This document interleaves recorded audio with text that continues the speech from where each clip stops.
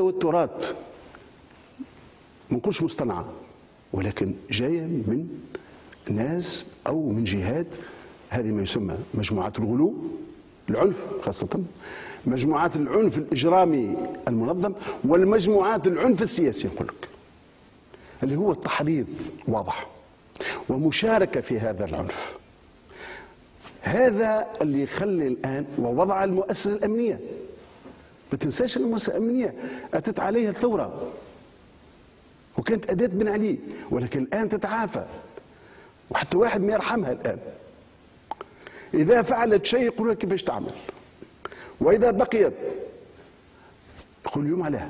ولكن هناك جهات الآن مع الأسف تستغل هذه الفرصة أو هذه الوضعية للتوتير، وهذا ما عبرت عليه بمجموعات الغلو، مجموعات الإجرام بكل أنواع، وكذلك جهات وخلينا نقولها بوضوح سياسية تدفع إلى العنف السياسي. من هي هذه الأطراف السياسية؟ أنا من طبيعتي ما نسميش، ولكن أحداث تطوين واضحة، أحداث جابس واضحة، سيدي بوزيد قبلها، وهو جاية مش يحبوا يجيبوا صفاقس ويجيبوا كذا ويجيبوا كذا، ويستغلوا هذا الوضع المتوتر اجتماعيا بأسباب موضوعية مع الأسف لتوتير المناخ السياسي.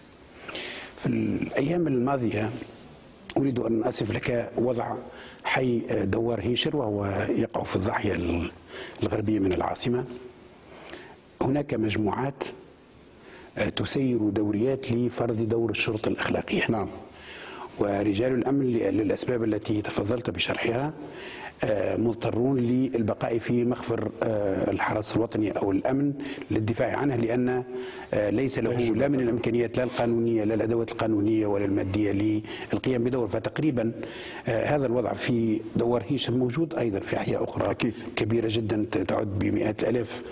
سيد رئيس الوزراء، يعني الدولة تقريبا لا أقول استقالت، وإنما دور الدولة ضعيف في هذه الأحياء. فعلا أنا لا أقول استقلت، لم أستقل، والأمن بتاعنا يقوم بدور جبار كبير رغم ظروفه السيئة.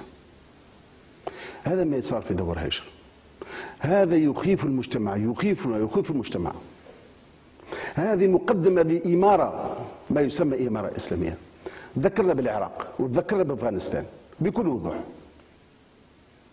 وهو قيام مقام الدولة بكل ما يعني الدولة من أمن ودور اجتماعي وسياسي. واللي سمعناه في الصوامع بن هلم عن الجهاد، وقتلانا في الجنة وقتلاكم في النار، وهنا الكفن بين يدينا. والآن كما قلت يسيروا دوريات، ما نقولش الكل، أنا أقصد دعاة العنف منهم، هذا خطر على البلاد ولن نسكت على هذا.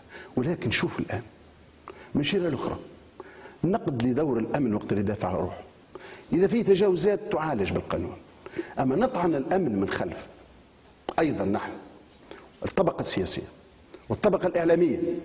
تقصد الحقوقيين والحقوقيات الذين ينتقدون رجال الأمن؟ كل من الآن هو في منزلة بين منزلتين، ثم يلوم الحكومة والنهضة وغيرها بأن تتساهل مع هؤلاء.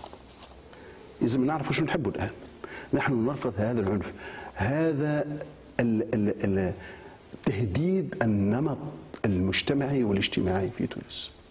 نحن نقبل باختلاف الرأي حتى يا سيدي بالرأي المتشدد فيه، ولكن أن الآن نستعمل العنف وندعو ما يسمى إلى الجهاد.